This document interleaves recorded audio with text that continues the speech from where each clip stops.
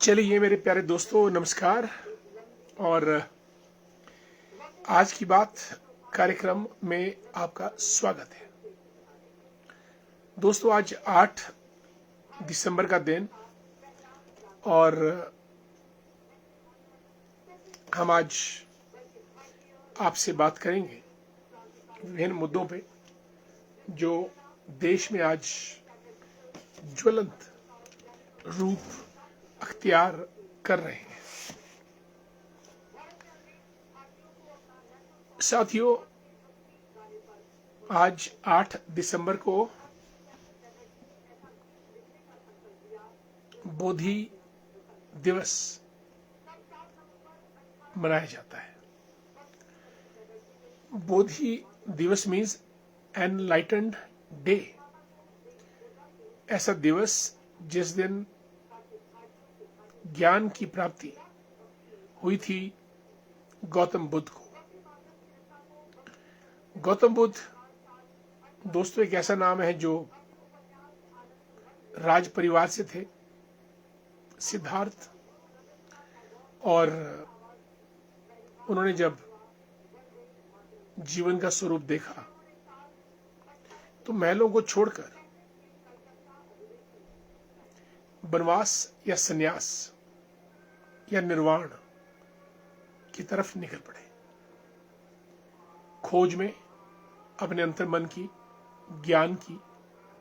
और बोध गया में बोधि वट वृक्ष के नीचे निरंजना नदी के किनारे आज के दिन उनको ज्ञान की प्राप्ति हुई थी।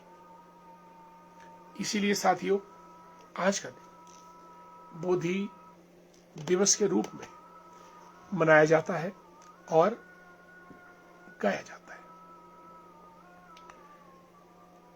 साथियों, गौतम बुद्ध ने बहुत कुछ इतना सरल साधारण दर्शन दिया मानव जीवन जीने का,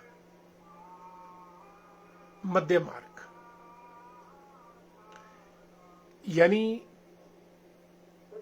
सामंजस्य बनाते हुए समग्र रूप से जीवन को जिया जाए, यही गौतम बुद्ध का संदेश था।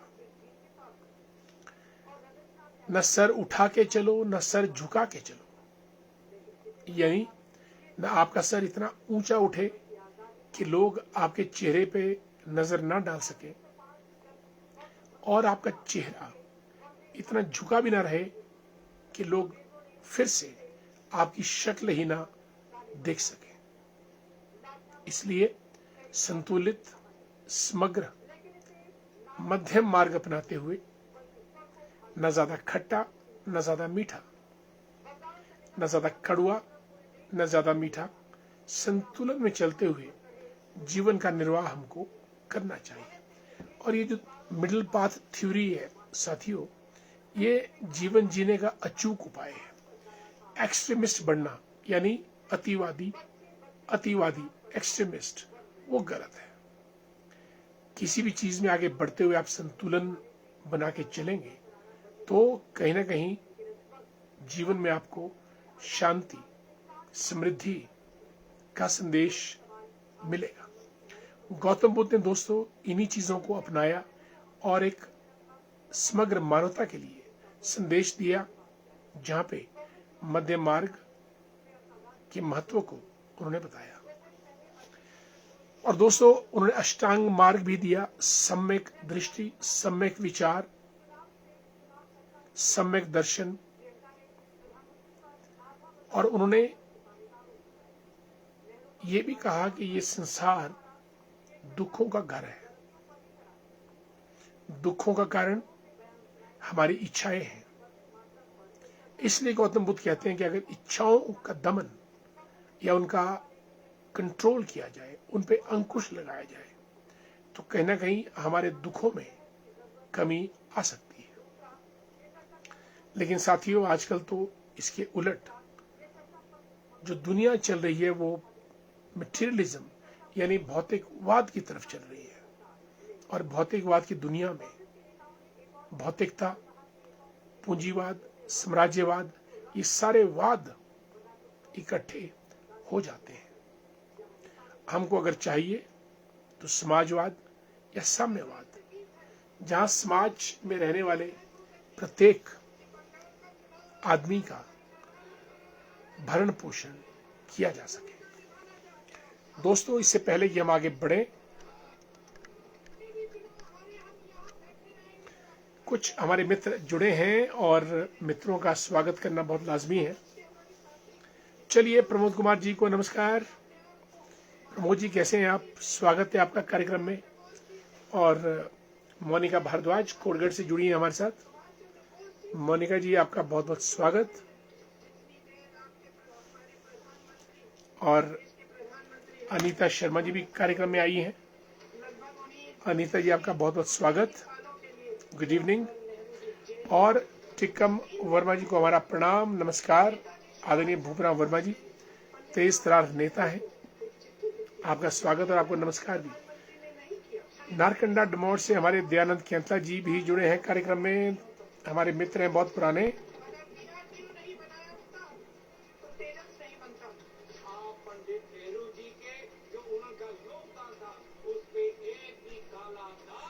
प्यारेलाल वर्मा जी भी कार्यक्रम में आ चुके हैं और आदरणीय भूपराम वर्मा जी को हमारा सादर नमस्कार।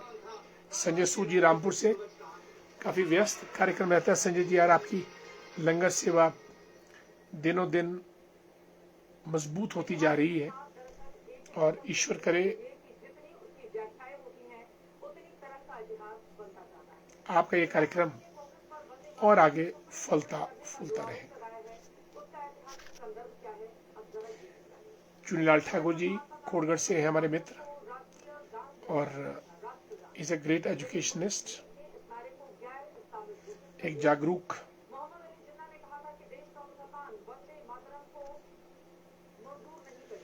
हैं। और रूपा शर्मा जी भी जुड़ी हैं। रूपा जी नमस्कार, धन्यवाद, thank so much. Parmar Singh Verma ji हरिओम, जय श्री राम।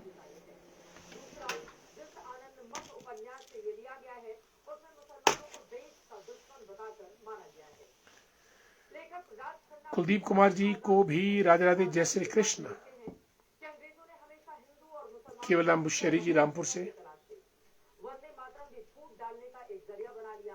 और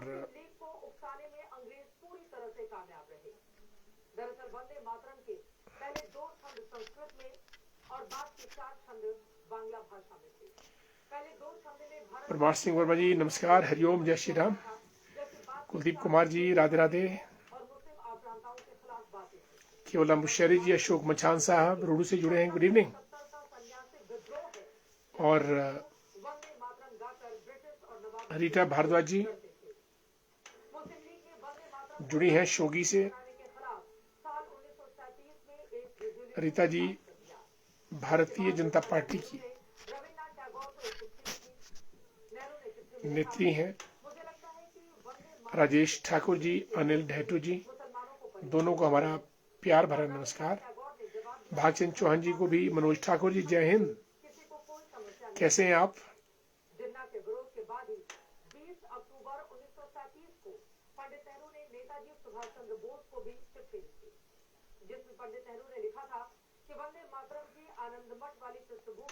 मुसलमानों को भड़का सकती है। इसके जवाब में नेताजी बोस ने अपनी चिट्ठी में जवाब दिया कि अगर आज वंदे मातरम की बात पर सांप्रदायिक मुसलमानों की पुष्टि करने किया गया तो कल। मनोज जी हमारे मित्र हैं संधोल सरका घाट से, नमस्कार मनोज जी। हरीश चौहान जी को भी नमस्कार। दोस्तों, ये हमने आपसे आज जो बात की वो तो 8 दिसंबर को बोधि दिवस गौतम बुद्ध का, और गौतम बुद्ध एक ऐसा नाम जिसने मानव जाति को संतोष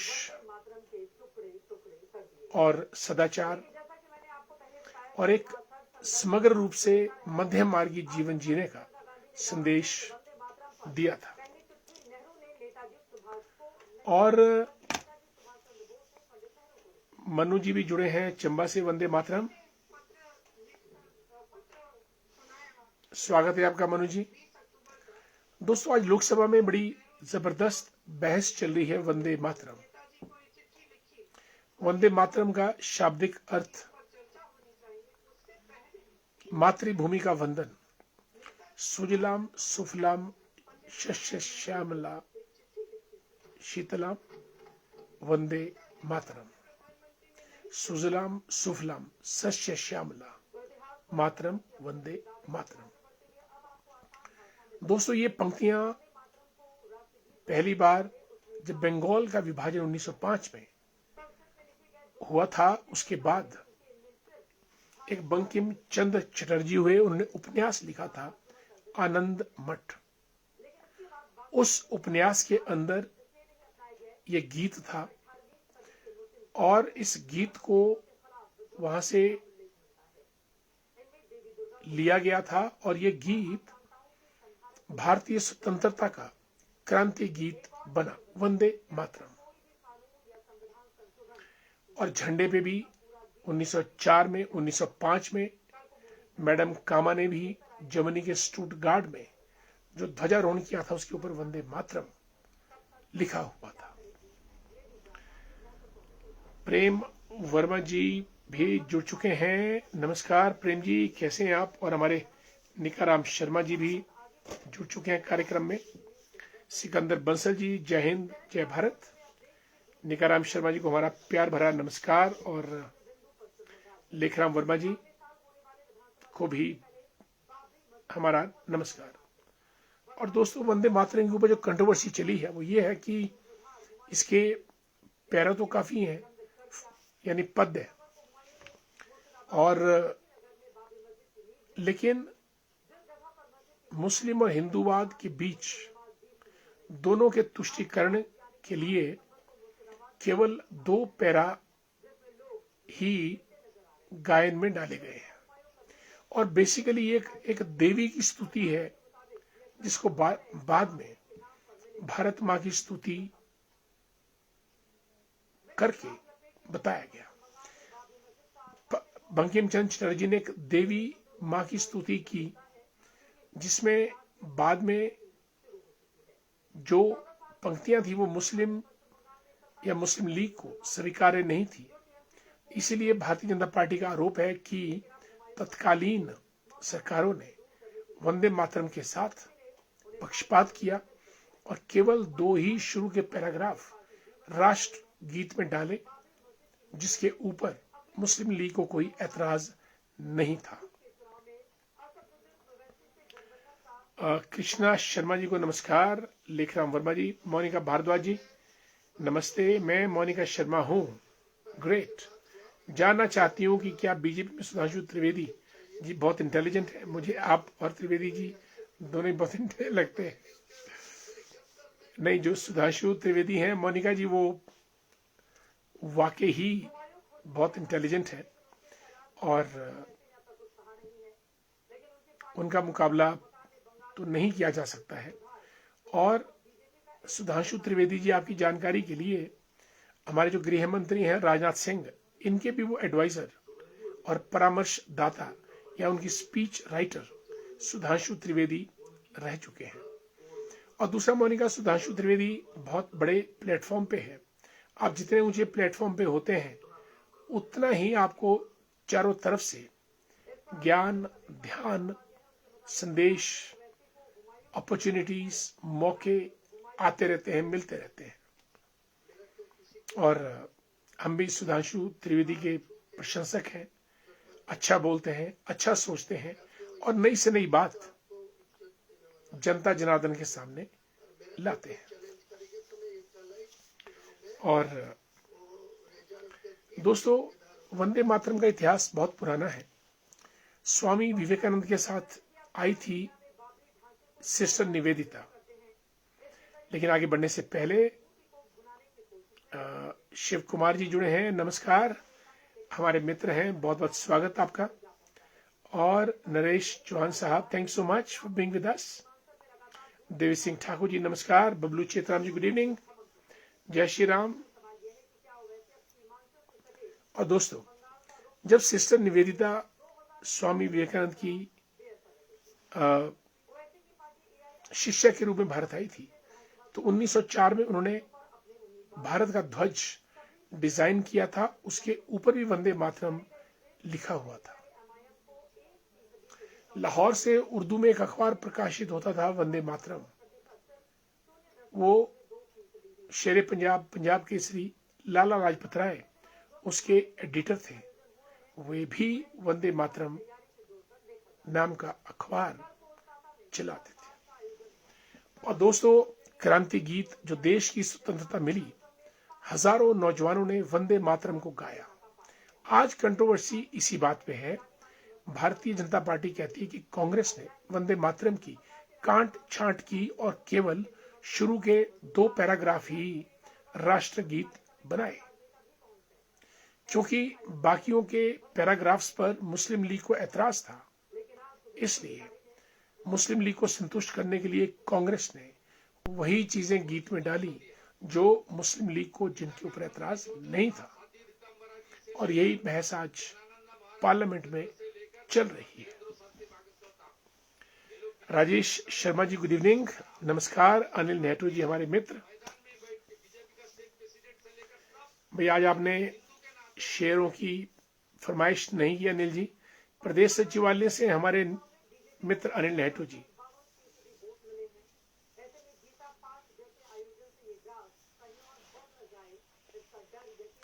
शेर दोस्तों अनिल जी ये है कि उजाले अपनी यादों के हमारे साथ रोशन रहने दो, ना जाने जिंदगी के किस मोड़ पर जिंदगी की शाम हो जाए। इसलिए अच्छा अच्छा सुंदर सुंदर होता रहे। संजय कुमार जी नमस्कार। केवलाम बुशेरी साहब, डॉक्टर साहब टक्कर देने के लिए पूरी तैयारी करो, हमने आपका नाम लिख दिया है, धन्यवाद।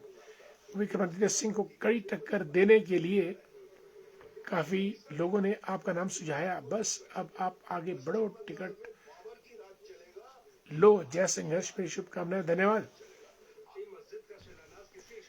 ईश्वर हम सबको आशीर्वाद दे। और प्रोफेसर वीर सिंह रांगड़ा जी हमारे विश्वविद्यालय में फिजिक्स डिपार्टमेंट के चेयरमैन भी रह चुके हैं और हमारे राष्ट्रीय स्वयंसेवक संघ के प्रदेश संचालक है, सर संचालक है। और आदरणीय रांगड़ा साहब, आजकल हमारे हिंदू सम्मेलन चल रहे हैं जिसमें लोग बहुत संख्या में भाग ले रहे हैं। हिंदू एक हो, हिंदुओं का सरोकार ऊंचा हो और सब मिलजुल कर भारत की पुण्य भूमि को समृद्ध बनाएं और भारत माता का वंदन करते रहें। ऐसी आपकी मार्गदर्शन में सभी लोग आगे बढ़ रहे हैं। आप कार्यक्रम में आए, आपका बहुत बहुत स्वागत और आपको हमारा प्रणाम भी। डॉक्टर अश्विनी मेहता जी भी जुड़े हैं हमारे साथ। अश्विनी जी आपको नमस्कार। और दिनेश वर्मा जी भी हमारे मित्र हैं, बहुत बहुत स्वागत। संजय कुमार जी, आपकी जानकारी बहुत ही रोचक होती है, धन्यवाद बहुत बहुत संजय जी।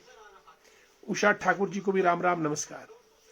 और दोस्तों, वंदे मातरम हमारा राष्ट्रीय गीत, और इस गीत को हमारे राष्ट्र कवि रविंद्रनाथ टैगोर ने स्वयं अपनी आवाज में गाया था।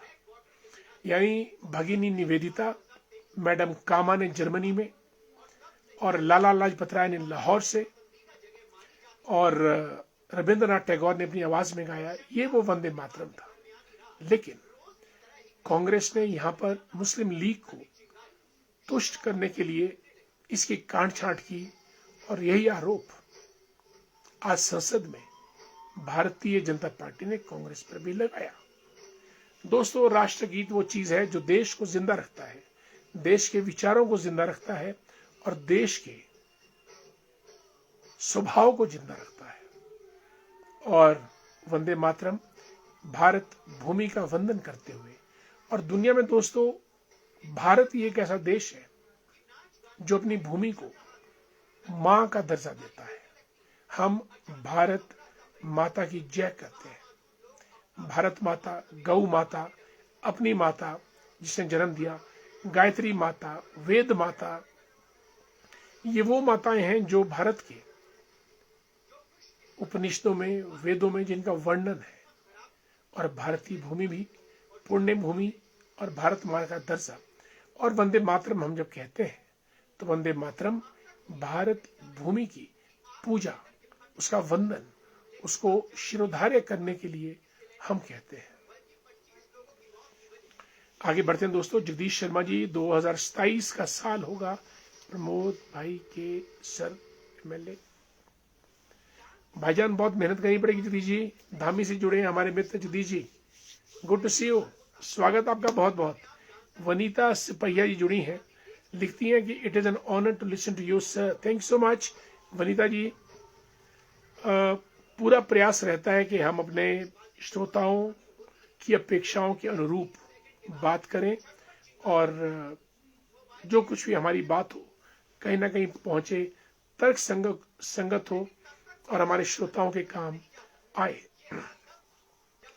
शिमला ग्रामीण से सुन्नी से हमारे प्रधान हैं घैनी पंचायत के गिधारी वर्मा जी, बहुत काम करते हैं अपनी पंचायत में। इन्होंने सड़कों का, पानी का, बिजली का और कुछ और भी सरकारी सेवाओं का अच्छे तरीके से अपने पंचायत में उनका समावेश, सामंजस्य और सृजन किया है। बहुत बहुत साधुवाद गिरधारी जी आपको। दोस्तों, आनंद मठ एक उपन्यास बहुत सुंदर है जो बंकिम चंद्र चटर्जी जी ने लिखा था। और 1905 में जब बंगाल का विभाजन हुआ था, जो मुस्लिम बहुल क्षेत्र वो बांग्लादेश में डाल दिया, ईस्ट बंगाल, ये लॉर्ड कर्जन ने किया था। और जो हिंदू बहुल क्षेत्र था उसको पश्चिमी बंगाल बना दिया। लेकिन आज पश्चिमी बंगाल के साथ, हालांकि बंगाल का पार्टीशन बाद में 1911 में रिपील किया गया, पहले ईस्ट बंगाल और वेस्ट बंगाल बना दिया था, लेकिन 1911 में जब इसका पुरजोर विरोध किया तो इस विभाजन को रद्द किया गया। लेकिन आज भी बंगाल में रोहिंग्यास और बांग्लादेश से इन्फिल्ट्रेटर्स भारी संख्या में घुस चुके हैं और जो हिंदू बहुल आबादी थी उसको मुस्लिम बहुल आबादी कर दिया गया है। साथियों, अगर हम लोग इस बात पे आवाज नहीं उठाएंगे तो कल दिन को हमारी आवाज ही बंद हो जाएगी। अतः अगर आप चाहते हैं कि अपनी आवाज, हम सब की आवाज बुलंद रहे, हमको इन चीजों के प्रति चौकस होना पड़ेगा और इलीगल, बेईमानी की जो इन्फिल्ट्रेशन है अन्य समुदायों के द्वारा, संप्रदायों, धर्मों के द्वारा, उसका हमको संज्ञान लेकर कानूनी रूप से और सरकारी रूप से इसका विरोध, प्रतिरोध करना ही चाहिए। दोस्तों, कार्यक्रम का समय हो चला है। आज हमने वंदे मातरम की बात की, आज हमने गौतम बुद्ध के बोधि दिवस की बात की, आज हमने वेस्ट बंगाल में जो इलीगल माइग्रेंट्स, इन्फिल्ट्रेटर्स आ रहे हैं और जो हिंदू बहुल आबादी को माइनॉरिटी में डाल रहे हैं उनकी चर्चा की। कृपया इन सब बातों का संज्ञान लीजिएगा। दोस्तों, आप कार्यक्रम में शामिल हुए, आपका बहुत बहुत धन्यवाद और कल आपसे हम फिर मुलाकात करेंगे। तब तक के लिए आज्ञा दीजिए। नमस्कार, जय श्री राम।